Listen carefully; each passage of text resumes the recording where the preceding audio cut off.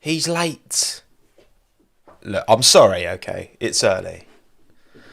Even my voice sounds weird. La la la la la. La la la la la. There we go. That's better. Drink water. Welcome to the stream, everyone. Good morning. He's late. I can hear myself. Good morning, Traden, Earthen, Oscar, Variety, Tudor, Aaron, Ralph, Goat, Warren, Amelia, Gooey. Doing this earlier than usual. So, timing wise, maybe some of you are here who don't typically catch the post-race stream. Welcome. Let me know in chat if you don't typically catch this stream. And also, you don't typically catch this haircut. That I couldn't be asked to put a hat on. And I couldn't be asked to put wax in it. So you're getting this treat, okay? You're welcome. It doesn't look too bad when it's not waxed when I've had it cut. At least, I don't think it does. This is the haircut that Hannah usually sees, typically. Don't you? I'm so unlucky. Wow. Harsh words from the wife. But anyway, welcome everyone to the post-race live stream. Talking all about the Belgian, the Spa Grand Prix. 5 out of 10. Give me your ratings. Alright? What are you saying? Talk to me. Come on. Let's crack on. Let's not waste any time. Get your race rating in the chat. Love the potato. Come on, let me know. Let me know. Also, let me check the... what's the latency looking like on this stream? Yeah, normal. Okay. There's a bit of a delay between me and you. All right, more than there should be. But we'll move through. 4s, 5s, 6s. Actually, you know what? You're seemingly. I'm gonna take your what you're kind of saying in chat, and then Max fans 10 out of 10. I'm talking about the race, not just if you're a Max fan. Okay, talking about race. Okay, let's race rating. So I've got I can add 4 options. So I'm gonna do. I'm gonna 7 plus 6, 5, or 4 or lower or more. There. All right, you can do a poll now. I just wanted to get the kind of general consensus across the board of what you lot were thinking in terms of this race. Thank you, Richard, for becoming a friend of Tommo. Appreciate it. And thank you, Sam, as well, for the 5 USD. Tommo, I just got to bed. Time is impeccable. Yes, it is, mate. Race was a 5.5 out of 10. You can't do points, Sam. What are you talking about, mate? Only full number. I've done points in the past. I'm joking. Cheers from New York. Appreciate it, mate. No, it's 10 past 9 in the morning in the UK. It's definitely not 1 in the afternoon, Steve. But there you go. Right, what were we saying? So, okay, 41% of you gone for a 6, 27 a 5, and then 15, 18. Okay. Not bad. You know what? It's one of them that I think this race delivered a lot of excitement at the start. It had moments throughout the race as well, which I think we'll look back on. I'm thinking Esteban Ocon down the Kemmel Straight, 3 wide, shades of Hakkinen, Schumacher and Zonta. But at the end of the day, also, it was a very dominating win. There were big gaps throughout the kind of top of the field. Again, you had scraps in kind of the midfield. Bit of a train with Albon as the conductor, which I didn't have a problem with personally, for obvious reasons. But yeah, it wasn't a Grand Prix to write home about. It's saved by those moments, you know. Otherwise, you know, without a really exciting kind of first lap, I think it's more like a 3. You know what I mean? But Guy, missed F1 just to see us get beat 1-0. Unlucky guy. You shouldn't have bothered going. We were always going to beat you, mate. Oh, brilliant. But yeah, we'll talk all about that. That's the poll done. Let's reflect on the old race results, shall we? Max Verstappen takes the win, increases his points lead at the top to 93. 93 points. Damn. Over his teammate as well. Yeah. Sorry, I thought these were the... I thought I'd got up... I thought I got up the championship standings, but I haven't. What happened to your hair? It fell off. In every sense of the word. This is just, you're just gonna have to deal with the fringe. I'm just gonna embrace the fringe. Embrace the fringe, okay? Max Verstappen takes it with fastest lap as well, 26 points, maximum points. Sergio Perez P2, Carlos Sainz P3, Russell 4, Alonso somehow 5, Leclerc 6. Somehow. We'll get into that. Ocon 7, Vettel 8. Well done, Seb, in the Aston Martin. Gasly 9, and Albon winds out the top 10. Come on, Alex. Another point on the board. Get in.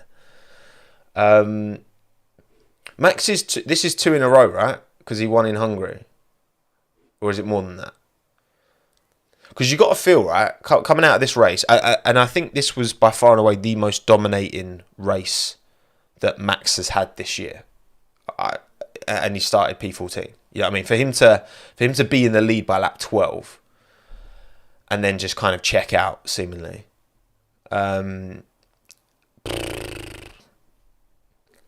It's ominous for the rest of the season. You know, Seb's record. I literally made a video like a few weeks ago, didn't I, about Seb's unbeatable F1 record. 9 in a row. It's 3 in a row now. Oh my God. It's 3 in a row already. I think after this race... Now look, Zandvoort's a very, very different track. There's very, very different requirements to Spa. But it's ominous, man. It's ominous. Thank you, Stormy Trooper, mate. Can we call curtains on the contest for 4th constructors now? McLaren not outscoring Alpine since Monaco. Makes a 20-point deficit seem gargantuan. Look, again, Stormy, I think now that Fernando is scoring the points that he deserves, you can even argue in this race he was unlucky because obviously the contact with Hamilton wasn't his fault. How his race might have been maybe a little bit better, maybe ahead of Russell, hard to say. Probably not. I don't think it would have actually massively changed where he finished in the end. But now that that's happening, Ocon's consistently in the points once again. I've said this from time, like, the Alpine's a better car than the McLaren. Like, it has been. Like, there's been odd races when the McLaren's, but I think overall it's been pretty clear in my mind. And I agree. I think Alpine 4th in the constructors is pretty nailed down, you know. Shame it's not going to be a bit more of a battle, hopefully, but I think McLaren need to just consolidate. And I think we're getting to that stage now with a lot of teams. You know, once you get past the mid-season point, how much is there to realistically fight for when it comes to what resource you're putting into upgrading this current car and what resource you're putting into looking ahead for next year. It's just like regulation change, raising the ride heights and all that. So yeah, we'll see. Also, I hope anyone who watched the last lap yesterday enjoyed it. I thought it went pretty well. Good to get the first one out there. There's a few little things to change, a few things to work out. But all in all, I was pretty happy. But yeah, right, cool. So those are the race results. We'll talk in detail about all the drivers later. But first of all, winners and losers time. Now, again, I polled you lot. I managed to get the poll out last night. Almost 2,000 of you responded. But before we look at yours, we'll look at mine because obviously I'm more important than you. These are my W's and L's. What's with the hair? The hair, okay, I've just worked this out as well, actually. I'm going to do this hair. Like, every now and then I'm just going to turn up with this hair. because then I get more comments, I get more interaction, and the video does better. Right, anyway. My winners and losers are as follows.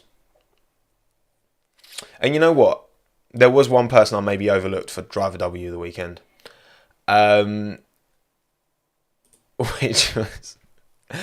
Which was Pierre Gasly. Because to go from pit lane to P9 in an AlphaTauri is very impressive.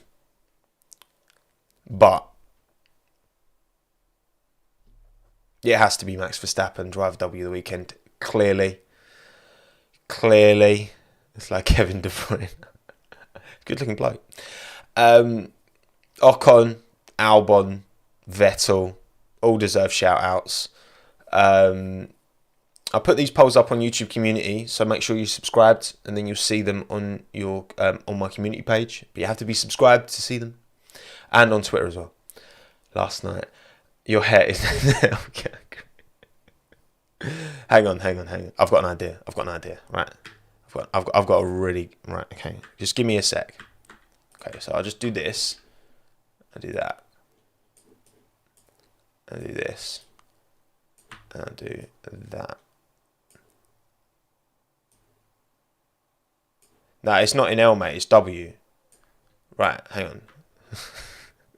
This has actually worked quite well. Hang on. Oh yeah. Right, that'll do. So my hair is in W of the weekend because it just is. Okay.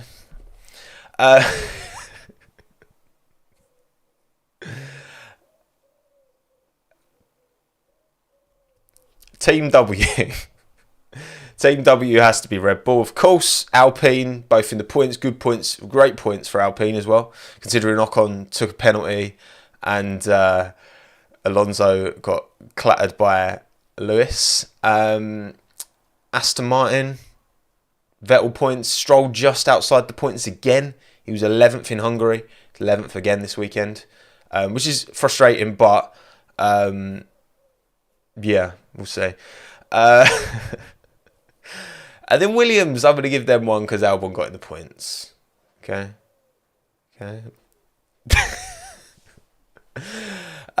Driver L of the weekend, I've given it to Nicholas because, you know, out in Q1, teammate gets to Q3, Albon gets a point, he's last. And he spun and took out Bottas. Really clumsy spin and all. You know, Nicky doesn't typically deliver in a race, but this felt like an exceptionally bad one as far as I'm concerned. So yeah, we see.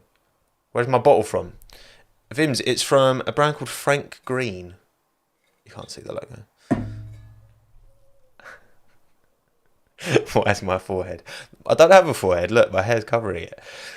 And then Hamilton, obviously, you know, he admitted fault, which credit to him because drivers aren't typically known for doing that. But I think it was pretty clear at the time that he was the one at fault. When you saw the replay from Fernando's angle, you can't expect him to do any more. Like, he was on the curb. He's entitled to be. He can't disappear. Lewis said Fernando was in his blind spot, just, you know, pulled over a little bit too much. He could have hung it out a bit wider, and I think he would have, you know, made that move stick. So a shame, because I think it would have been. I think he could have been, considering how close Russell was to Sainz by the end. I think Lewis could have been on for a podium potentially. I think. Ocon calls Latifi to spin by pushing him out, Imo. I don't agree. I think Latifi, you know, yes, obviously he was side by side with Ocon, but there was no contact. There was space. You know, he could sort that out. I just think he thought he could carry the speed, and he couldn't, basically. Ricciardo, I've had to put him in here. You know, for Lando to finish ahead of him. Lando starting at the back. Daniel ended up starting P7 on the grid. Not a good weekend. Not a good weekend for McLaren generally either. But yeah, have to unfortunately put Daniel in there. Thank you, Luca. Appreciate it, mate. Personally enjoying the hair love from Germany. This is a very German haircut, isn't it? It's a very techno haircut. And then Sergio Perez I've put in there because, look, for him to qualify where he did, he had a shocking start. And then Max to finish ahead and catch up so quickly and finish a good 20 seconds ahead. I just think, yes, it's a lot to ask for Sergio, but that for a man of his experience, I just think it's tough. Just one last look at the driver W of the weekend, and then we're going to move on. Team L of the weekend, I went Haas because they had a bit of a shocker. I mean, let's look quickly back at the race results, and you've got Schumacher and K-Mag 16th, 17th, only Latifi behind them, and obviously, Latifi, did kind of spin out when he hit Bottas. So, not a good weekend for Haas. Didn't play to their strengths. They talked about this kind of damage limitation consolidation. You know what I mean? So, shame for Haas. Not a great weekend. McLaren, again, both out the points. Ferrari, I've put in there. I mean, Leclerc only P6. Pitted him for fastest lap. Clearly the wrong choice. It just gives more ammunition, unfortunately. You know what I mean? And don't get me wrong, of course, because of all the issues Ferrari have had in terms of strategy, there's more eyeballs on them, and I'm sure part of that is why Mattia Binotto feels quite defensive about it all. But these are clear and obvious errors. Even Fernando was joking about it afterwards. You know what I mean? It's. And then Alfa Romeo, Team L, final shout, just because, both at the point. You can't blame Bottas really for what happened. He was just unfortunate, wrong place, wrong time kind of thing. Joe obviously out the points as well, stuck in a train. You know what I mean? How can you're more captivated by the driver W of the weekend than by me. It's insane. Anyway, right. I'm going to delete this face camera before I forget for next stream. Right, let's move on to yours. See how different yours are to mine. 74% of the vote, Max Verstappen. No brainer. Albon 8%, Gasly 7%. Fair enough. And then Ocon 5%. Red Bull 75% of the vote as well. Comfortable, clear. Alpine 15%. 5% Ferrari. I think that's just people having a wind up. Thank you, the Cabbage Patch. One watch along with no trim near, and then this happens. It's true. I caught it off him. Oh, brilliant. Thank you, Bo Josh, by the way. Sorry I missed yours. Difficult to tell how much of it is Red Bull being a rocket ship, or is it mostly the power of DRS on that Spa straight and the downforce setups? I just think that Red Bull's just a phenomenal car, and I think it's really coming into its own right now. I just think they've developed just an all-round fantastic package. It's quick on slow speed tracks. It's quick on high speed tracks. The power units just ticking. It's just doing everything it needs to do right now. It is looking. This was the most ominous race for sure. And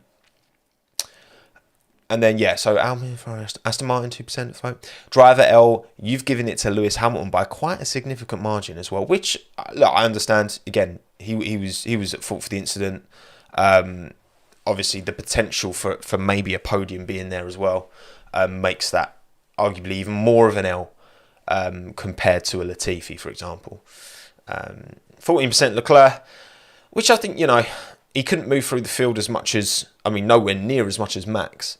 You look at how quickly Max made up positions. Just that first lap, he was P8 after the first lap or something? Mad. And really made that new engine count. Leclerc wasn't able to do that. How much of that's on him, how much of that's on the package? I think it's obviously a bit of both, isn't it? But, not great at the end of the day. I think Leclerc, I think it's fair to allocate some responsibility to the show. It's not just about the team not coming through, but also, yeah, it's hard to really measure. But when Max does such an incredible job so quickly, it's, yeah. And, yeah, Latifi and Tsunoda. Where did Tsunoda finish? Tsunoda had like quite a quiet race. Yeah, 13th. I guess when, Gasly comes from the pit lane, Tsunoda bottled it in qualifying, but then he took an engine penalty, didn't he? So, but I think that's more because he bottled it in qualifying. And then Team L, you've given it to McLaren, 34% of the vote. And Ferrari 30, Haas 19, Mercedes 7. Max's first lap on board was mad. He was in P9 right behind Verstappen after the start. Yeah, Leclerc was super unlucky after his first pit stop. Yeah, I mean, yeah. Yuki had a 9.7 second pit stop. I didn't clock that. That's mad. I mean, I didn't put Tsunoda. This is your L of the weekend. So. I didn't put Tsunoda in there. But yeah, it made sense for Yuki to take that penalty, didn't he? Given what happened in qualifying. Right, anyway, standings. This is what we're looking at after 14 of 22. So we've got round 15, 16, 17, 18, 19, 20, 21, 22. 8 to go. 8 to go. If Max wins all the remaining races, he will have won 11 on the trot, which is pretty crazy. And again, based off of yesterday, you could see that happening. You know what I mean? 93-point lead over Sergio Perez right now. Charles Leclerc falls down to P3. What's interesting here? So Sainz, still only a point between Sainz and Russell. Russell was a point ahead. Now he's a point behind, I think. I think that was it, wasn't it? Or there was, I don't know. Well, Hamilton, yeah, points missed. I think if Lewis, doesn't have that shunt, gets a podium, maybe it's a P4-5 for Mercedes, ahead of Leclerc, then I still think a P2 constructors is on for Mercedes. I think it's a lot more to ask now though. But yeah, eight races to it's a 98-point gap between Leclerc and Verstappen.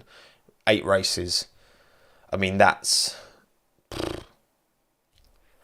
you're needing like at least 2 DNFs where Charles wins and Max doesn't finish for there to be any chance, because that's 50 points there. Then, okay, you can maybe whittle it away if Max has a few problems and maybe finishes 3rd, 4th. You feel like Red Bull have got to, seriously cock this up, haven't they? Really. Max only needs 3rd place finishes from now on. If that's the case, Mark, then yeah, that's crazy, isn't it? We had 98-point gap. Mad. Right. Anywhere else? Vettel's moved up to 12th now. Got some good points on the board. Albon moves ahead of Stroll, technically, because I think he's had higher finishes. Well, Stroll's finished 11th twice. I'm just taking this from the F1 website, and they're putting Albon ahead of Stroll. So I guess maybe they've had the same amount, 11th, and then it's whoever's had the most 12th or whatever. Not that anyone really cares, apart from me and Hayden, because he loves Lance. Alonso moves ahead of Bottas as well. So it's now only 13 points between Ocon and Alonso. I think Ocon had a very good race. I think Ocon... Hopefully this whole Piastri-Alonso, vacant seat thing is what Ocon needs to really step up, because the team have said they want him to lead the team going forward, So hopefully they can move from there. Right, okay. Let's look at the teams now. Let's not start with Alfa Romeo. Let's start from Red Bull. Start from Red Bull. Yeah. I mean, I've already kind of said my piece, really. That car's fantastic. Max is driving fantastic. It's annoying from a championship point of view because you want to see it come down to the line, but realistically, Max is wrapping this up early doors. I'd love to be wrong. I hope I'm wrong. But this is probably getting wrapped up with like 3-4 races to go. I think, up until this stage, up until mid-season, I would have said that, the Ferrari package is... But the thing is, right, it's not just enough to have the quickest car on paper. Because I would say, like, up until mid-season, I would say overall, like, in the totality of the season, and there's been some races where the Ferrari's faster, some races where the Red Bull's seemingly a bit quicker, I would have said that the Ferrari is slightly has the edge overall. Okay, and this is ignoring Spa, ignoring this weekend. And I think the graphics that I've seen in terms of when they're talking about, delta time have suggested the same. But I think obviously, Spa was a clear Red Bull, really worked for this Red Bull car. I still don't think there's like a massive amount in it overall.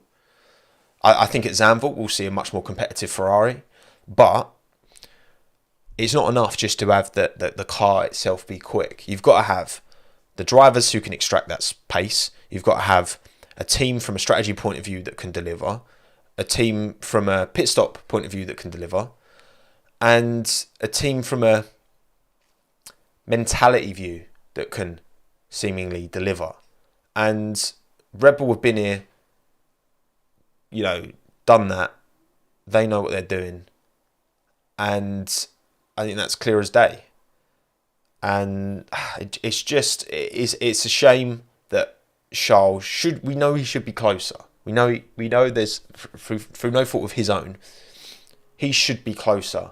But this isn't an individual sport, this is a team sport.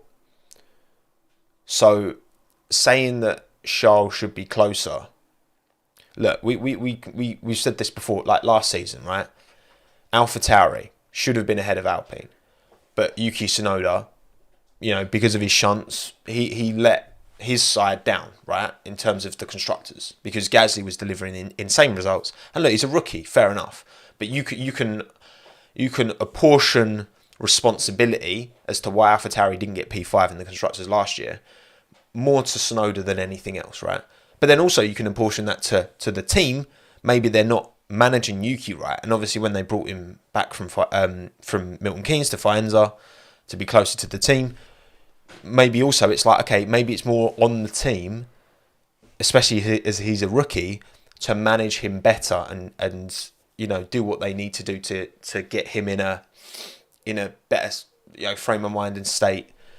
So there's always responsibility on both sides. There's always a degree on both sides.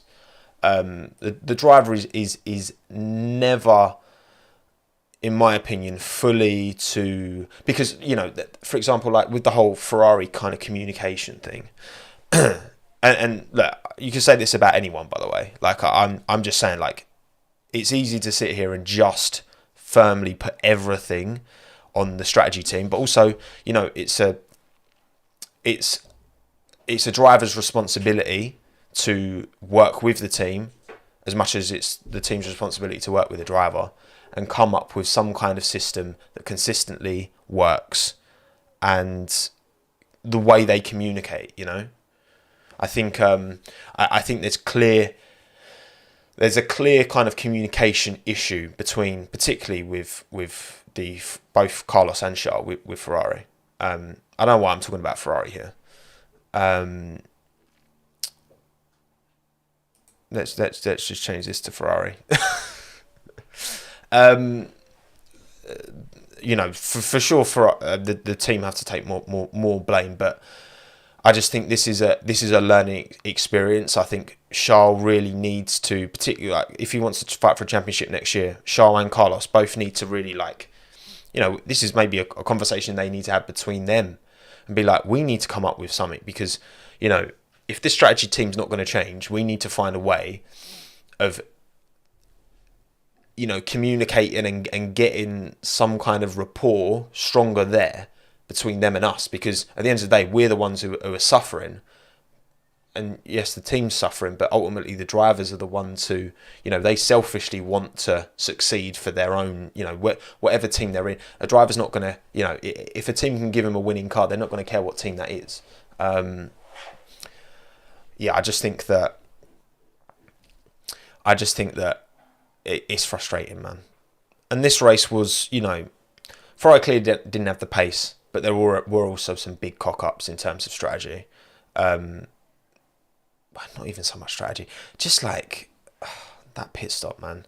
And apparently it's a sensor that was faulty because of Max's tear off. This is what I'm reading, or a tear off, but people seem to think it was a Max Verstappen's tear off, which is quite funny, to be honest. And then he went 1 kilometre an hour over the pit lane speed limit. Got a 5-second penalty for that. Even without that, obviously, he was kind of stuck behind Fernando. Didn't even get fastest lap in the end, though. Even with the tow from Fernando, wasn't able to get fastest lap. And then also the 5-second penalty put him behind Fernando. So it was a net -1 point from what actually he should have got. But yeah, this is a typical British egg. Oh, thank you, everyone. Yeah. Ferrari keep giving us ammunition, unfortunately. And yeah, when you consider how close Russell was to Sainz by the end as well, that implies that, this definitely wasn't a Ferrari track, for sure. Back to Red Bull. Look, people, I'm seeing you saying in the chat, that Max is on his way to being GOAT. Well, look, at the end of the day, I think it's too early in Max's career to be putting him in that conversation. But on the trajectory he's on, I think when we get towards the end of his career, if he continues in the way that he is, then I think that he could well be. He really could well be. But not yet. There's time. His time will come, I think. Because I don't see any reason why he won't keep this trajectory. And Red Bull were, especially if Porsche jump in as well, that just gives more legitimacy, more long-term stability to that team. It's looking pretty ominous. Thank you, Vito. Wasn't it Max's tear off? Exactly. It did seem to be Max's tear off. Tommo Shelby. All right, I'm Tommo. I can't do a Birmingham. All right. That's a good Birmingham accent, isn't it? Better than yours. Hannah's criticising my Brummie accent. It's better. You go YI, man. Any time I ask Hannah to do an accent, she goes YI. It's like not every accent is Geordie. All right. Anyway.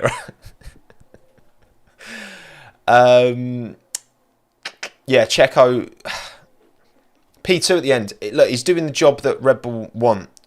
I think it's not going to be... there was a stage at the race where Checo wasn't letting Max past at the end of the Kemmel straight, and it looked a bit, is he going to get his elbows out?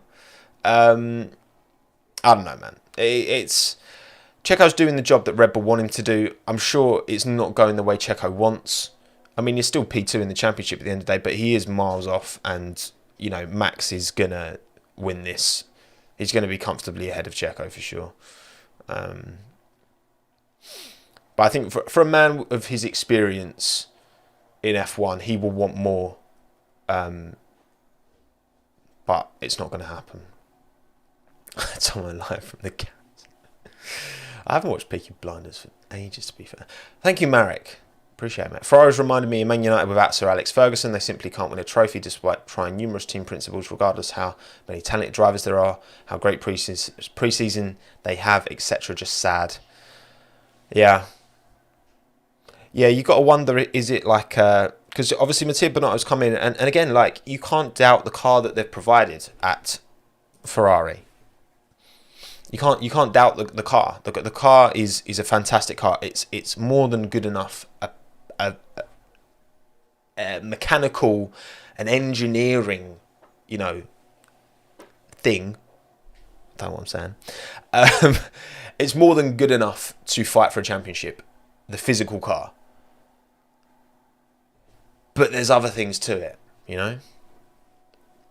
There's other things to it, and that's where they're, and it's a team sport. This is what I keep saying. It's a team sport. We're all guilty, myself included. We're all guilty. Oh, is my mic okay? Yep, it's fine. We're all guilty of looking at it through the lens of an individual sport, but it's not. It's a team sport. You need everything to come together. It's easy to just talk about, oh, Lewis just had the best car for 8 years because, well, yeah, but he played a role in that. He drove the car. He helped develop the car. You can't just, and this is why we will always have debates about these things, because Max isn't winning this championship without that Red Bull car.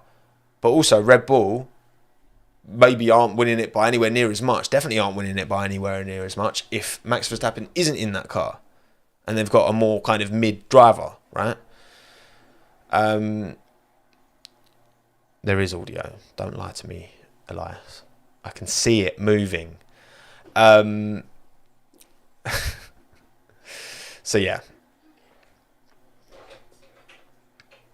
Is what it is. Right, okay, we've talked enough about them. Mercedes. Disappointing, man. Honestly, I said it before, there was nothing I wanted more. Even more than Albon point, right?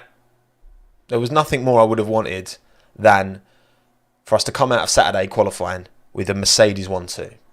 And that, I know that sounds weird to say, given the last 8 seasons.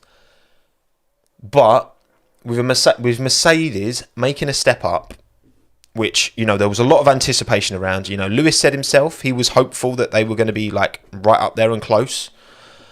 And all this talk about the flexi floors and the new technical directive and measuring the skid planks to make sure there's no, bouncing, whatever, flexing.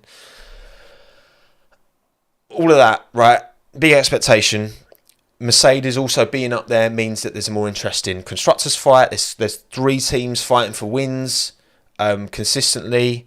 There is a chance that there's a car that can take points away from Max to give Charles more of a chance, because I would like Charles to win the championship. I'd rather see Charles win it because Max already won one. And also to come from this far back now, oh my God, that would be one hell of a story. All of these things, I think there was a lot of reason from a sporting point of view to want Mercedes to do well. And then they're 1.8 seconds off in qualifying. Yes, they lined up in pretty good positions, but to be that far off time-wise is, yeah. I mean, I think Toto Wolff, I remember reading something, Toto Wolff was quoted saying this is the least happy he's been after a weekend, a qualifying session, sorry. Because I think there was genuine anticipation, and obviously this directive, I'm sure Mercedes were hoping it was going to hurt, Red Bull and Ferrari because of this talk of flexi floors, and it clearly hasn't. And yeah, I think obviously for George to finish so close to Carlos, I think is promising, because that car's clearly a very good race car. It can't get the temperature in qualifying to do bits, but in the race it can, it can make up for that. Lewis, again, I think, he's maybe looking at a podium, again, considering how close Russell was to Sainz and how Hamilton has been on top of George for these last few races. I feel pretty confident that Lewis would have challenged Carlos for P3 if he didn't have the incident. And yeah, it's a shame for the championship, It's a shame from a championship point of view that Mercedes weren't able to deliver on the expectation a lot of us had. So, yeah, I think it's time to consolidate. It's time to make a call, because obviously we look at these skinny side pods, and I completely understand that the skinny side pods aren't the only thing that's different about this car, okay? And in theory it works, in the simulator, but you don't win races in the simulator. So they need to make a decision and make it quick. Are they going to stick with this philosophy, which is most evident by the skinny side pods? But there's more to it, of course. Are they going to stick with this philosophy, or are they going to try and just look at what Red Bull, look at what Ferrari have done, and make their own version, I guess? Because if, I want Lewis to get 8. I want there to be a 3-car fight at the top. And I'm sure, Red Bull and Ferrari will both be up there again next year. I hope Mercedes can. I hope more teams can be. Don't get me wrong. But I hope Mercedes can be. That would be good to see. But we'll see. We'll see. Hopefully. But good race by George again. P4. And shame about Lewis. But there you go. Right. Next, let's talk about Ferrari.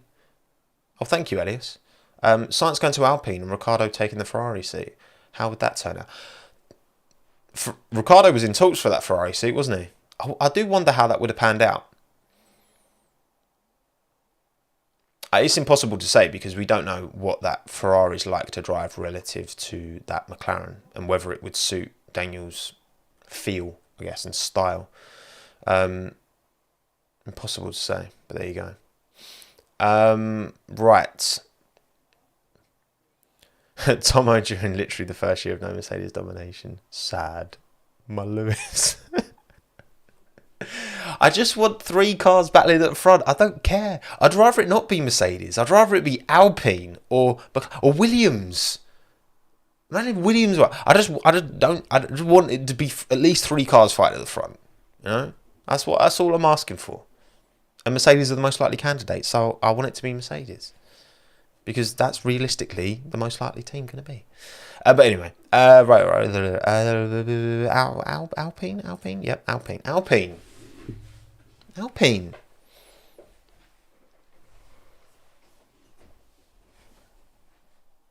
Not bad. Good race. Good points. Good points for Alpine.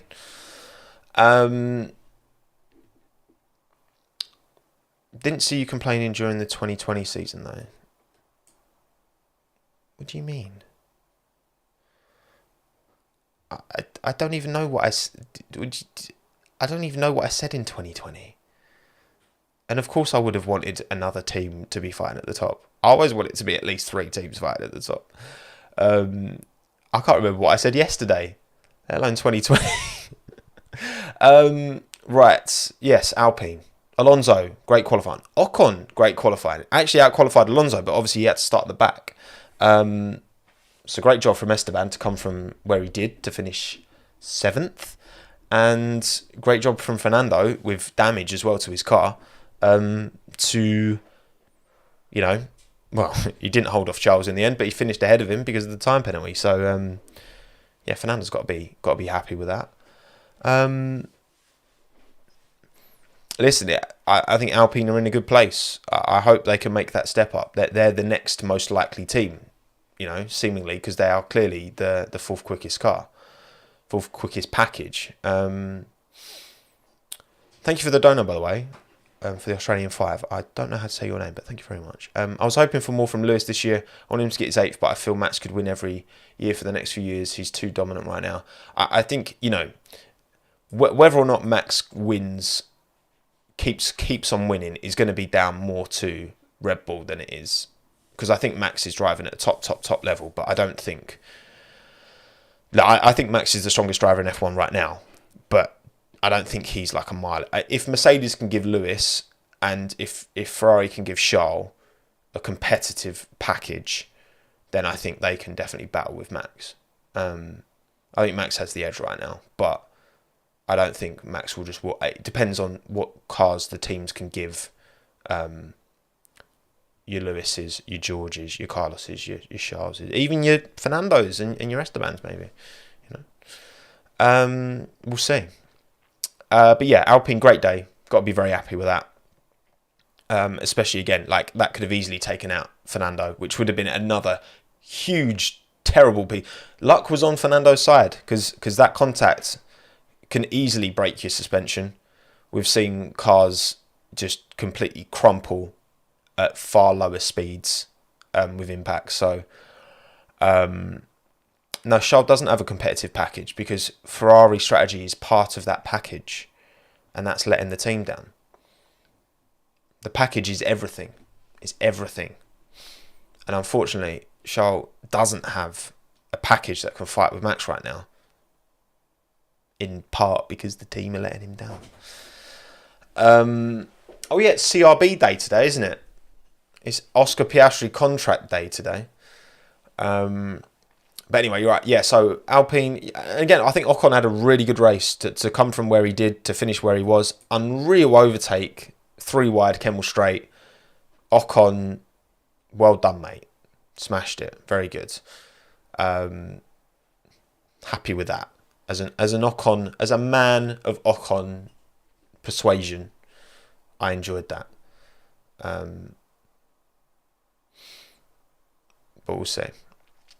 And also, again, look, if you're going to say that, which is why I don't, I think to say that Fernando's at his prime right now is a disservice to how good he was in, Renault and the Ferrari days. I think Ocon's great, but I don't think he's near peak Fernando. So I don't think we've got peak Fernando, personally, because of that. But I think given all the factors, given his age and all that, he's driving it at still an incredibly high level. But I just think the level he was driving at, his peak in 2012, whatever, was unreal.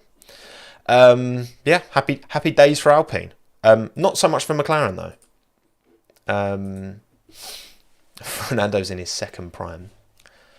Second. I do think Fernando's excelling at the small gains that he can make outside of just the pace. You know what I mean? As well, I think all these little things that he's doing, that I think are fine. It's all fair in love and war. I think, whether it's going wide at Russia and taking the bollard or whatever, or burnouts on his grid box to give him more grip, all these little things as well. I think these are things that come with his experience that he probably didn't do that stuff back in his, when he was winning at Renault, whatever. You know what I mean? But yeah, McLaren. Just didn't suit the car this weekend. Obviously, Norris starting towards the back. I think caught in the Albon train, unfortunately for him, because Lance couldn't get the move done on Alex, so that ended up keeping Norris down in P12, and then Ricciardo obviously to start P7 and finish P15 doesn't look good. Obviously McLaren, it seems like from a strategy point of view they didn't exactly help him out, but at the same time, I need some water. But again, I think it's a combination of, Daniel didn't have a good race. McLaren didn't put him on a good strategy. It just wasn't. It didn't work out well, which was a shame because, look, I was talking about this yesterday. I hope that, because when we saw this with Perez, when Sergio was getting dropped from Racing Point, and when Valtteri was told that he was going to be leaving Mercedes, sometimes that, well, at least in Checo's case, he didn't know where he was going to go, but he knew he had to really put in the results to kind of put himself out there and put himself in the shop window. And this wasn't a great race for McLaren, full stop. So I'm going to use that to to forgive to a degree, because it wasn't a great day for McLaren and they just didn't have a good package at this track. But I really hope in these next 8, Daniel needs to be delivering a strong end of season. Look, unless he's getting a contract done today, you know what I mean? If he still doesn't have a firm offer on the table, I do worry that if his performances don't pick up, then teams that might have considered him, even now,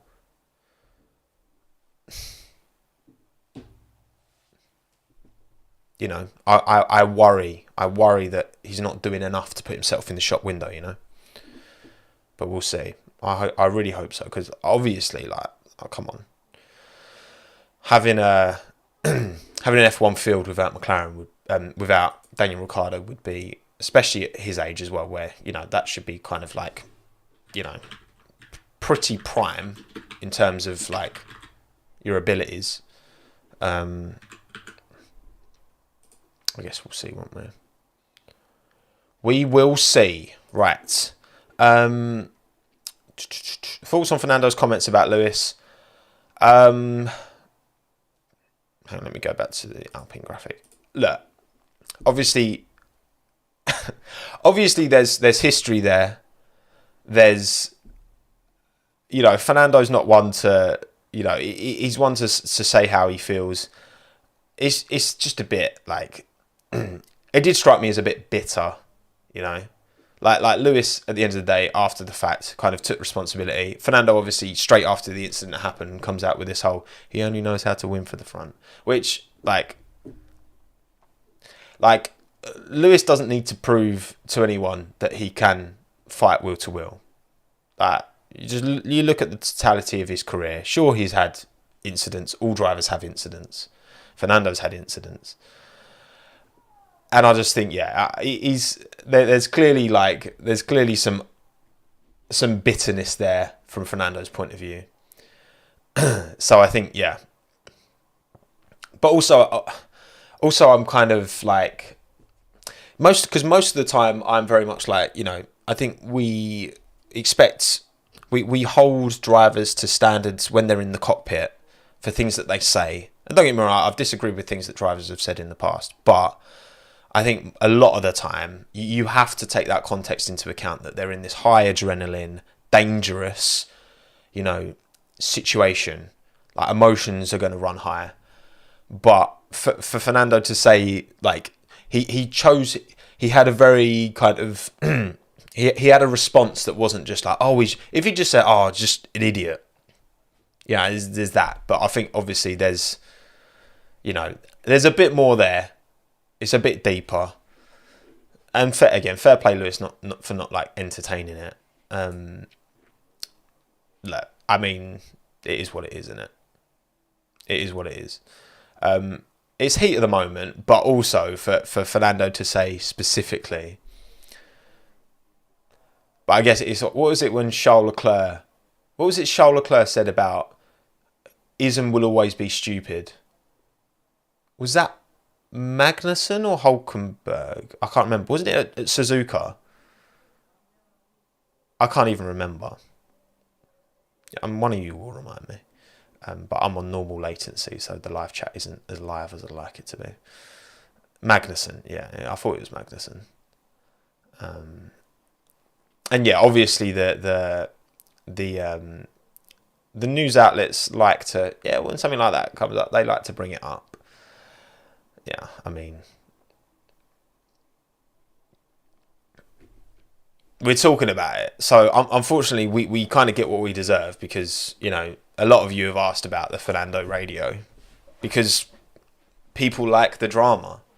You know what I mean? We're all guilty of liking the drama. And that's why the news outlets ask, you know. Thank you, Luima. Sorry, but thank you. Does any team have rights over signing Drogovic? He performed the whole season absolutely solid and fast. True. I think Felipe, if he wins this F2 championship by a significant margin, which is looking like he's going to so far anyway, I think I think I think he needs to be at least considered for, at least, because he's still young, he's 22, like at least for some kind of reserve role. I think he could be a real coup for someone. Getting a strong Brazilian driver back on the grid as well. Enzo Fittipaldi's doing a really good job. How old is you had two? Yeah, okay. Enzo's like the same age as Felipe. He's 21. It's a good time for Brazilian juniors, I think, at the minute. You had Cal Colette, win the F3 race, or put it on pole, I can't remember. And then you had Drogovic and Fittipaldi right up there in qualifying as well. So there's some good prospects from Brazil coming through, which is exciting for the future, for sure. Right, anyway, next team, let's talk about Alfa Romeo. Not really too much to say. Joe just had a bit of a nothing race, stuck in a train. Bottas, played the 100 IQ play in qualifying, taking all them penalties, but starting P15. But then, taken out by Latifi. Ended his race early. Not much more to say. AlphaTauri, yes. Yuki Tsunoda, would have been interesting to see what he could have done in qualifying. Pierre starting from pit lane, and then Yuki taking that penalty as well because he had a poor quali.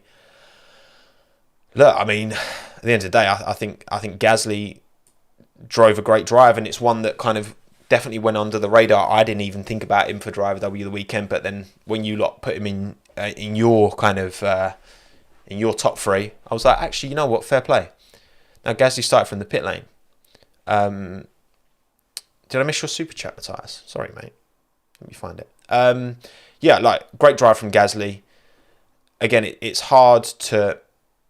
It's not always easy to shine when you're fighting towards like the back end of the midfield. I think it was much easier for Pierre's performances to shine last year, but this was a very strong drive, and I think he needs. It's his good like momentum to potentially build off here. So I'm happy for Pierre. Well done, Pierre. Matthias, mate, I found your super chat. When will Max secure the championship? After Singapore, when there is 5 races left, or Japan the race after? Let's do a poll. How many races will be left when Max wins the championship? So I'll do 1, 2, 3. I have to kind of do more than that, don't I? 4 or more.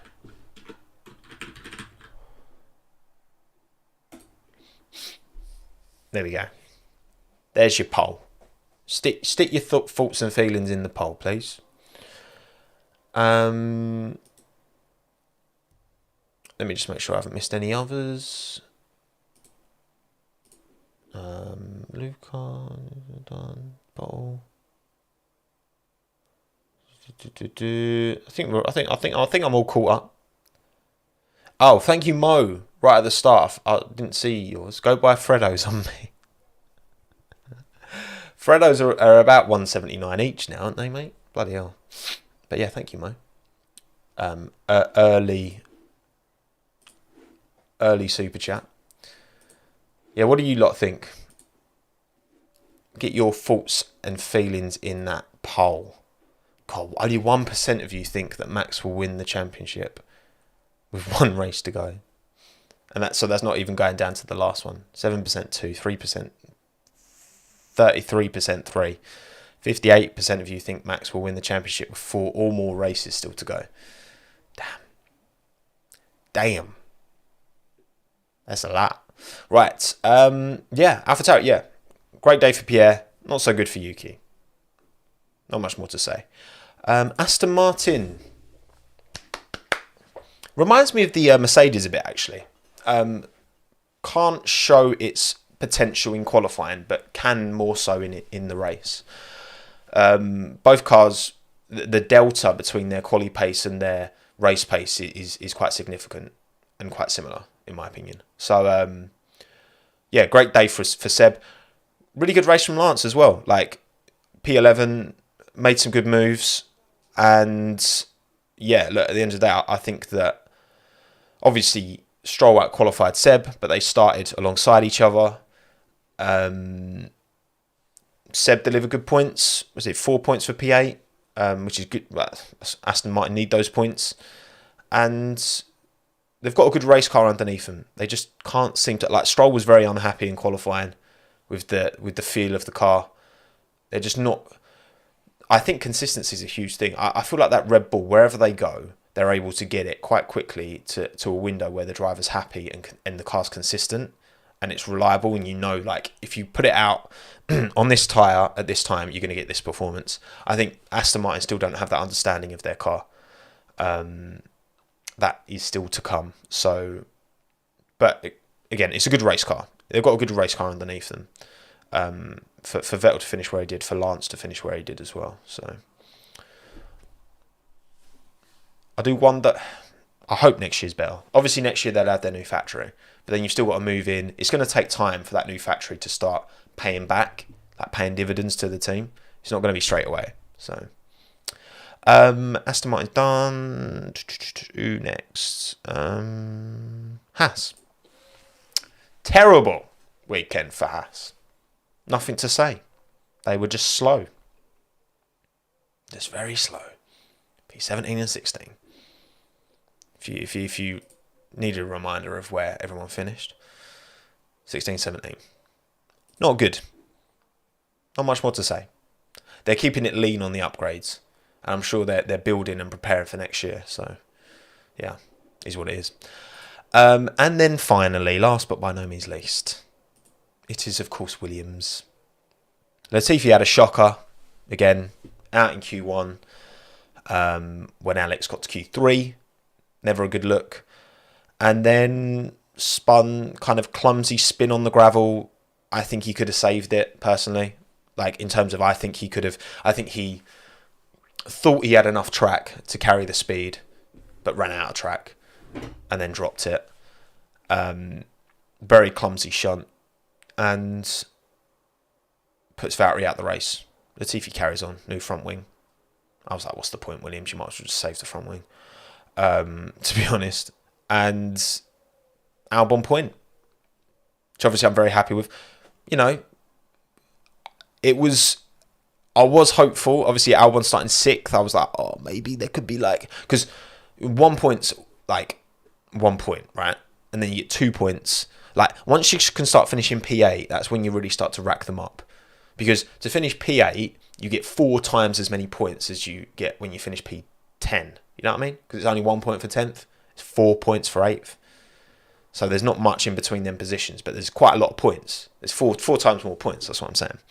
So it was a shame Alex couldn't finish a little bit higher. But, look, all things considered, I think he said afterwards he felt like it was one of his strongest drives. I think, yeah, it's really difficult to judge the Williams because we don't have... If we had a known entity teammate to Alex, we would have a better idea of where that Williams actually is. And because this isn't the first time, Alex has got 4 points on the board now. He's been in the points 3 times. Is it 3 times? Because he got a P9 and 2 P10s now. But he's been P11 like twice, isn't he? Let me check, actually. I'm going to have a look. I should know this off by heart because it's Alex Albon, but I'm sorry. Okay, I apologise. Right, let's have a look. So, Alex Albon has... So, he has, a P10. Two P10s, P9. He's got... Oh, he hasn't got any P11s. Oh, no, sorry, he does. I'm an idiot. Emilia-Romagna, Imola. He got a P11. He's got 2 P12s, 3 P13s, a P14, and then 17 and 18, and then 2 retirements. So, I mean, look, that's in terms of consistently near the points, that's the thing. If you had 2 drivers, right, who were delivering those results... Because, look, do I think Alex Albon's the greatest F1 driver of all time? I wish. But I don't think he is. If you had 2 Albons in that car, then we're probably saying that Williams is about where the Aston Martin is, really. We're not saying it's miles off the back. So, you know, it is hard. But when Latifi's just, unfortunately, just nowhere consistently... It is hard to get a real measure on that car. Is Albon doing is Albon doing a better job than even any of us are giving him credit for, and he's just doing an unreal job with a terrible car? Or is he just doing an okay job with a not great car and just Latifi's doing really, really bad? Like, it depends. Yeah, Emilia-Romagna was round 4, Jamie. But yeah, I can be happy with a point. That's the long and the short of it. Right. Okay, we're going to wrap. Me and Hannah are going away for a couple of days, so we're going to head off now. Thank you all for coming. Hope you enjoyed the stream and the race was okay. Zandvoort next weekend. Very exciting. Love a bit of Zandy. Good to see it back on the calendar. Yeah, look. We'll see. I mean, hopefully this will be a more Ferrari-suited track. Hopefully, and this is nothing personal against Max, hopefully Max has some issues and keeps this title fight alive like Charles. Maybe Sergio wins. I don't know. You feel like it's going to have to come from Charles, isn't it? Charles going to have to get some good results. And then, yeah, 2 more European races. And then we're heading... So we've got Dutch, Italian, next 2 races in the triple header. Yeah, the orange flares might, obstruct Max's view. And then his car breaks. I just want the championship to be close, okay? It's nothing personal. And then it's Singapore, Japan, USA, Mexico, Sao Paulo, Abu Dhabi.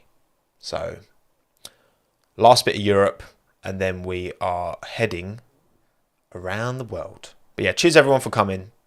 Appreciate you all taking the time. Stay hydrated. Cheers everyone.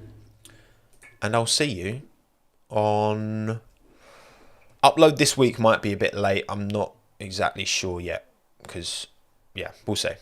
But either way, I'll see you Thursday for the pre-race stream. Goodbye. Goodbye.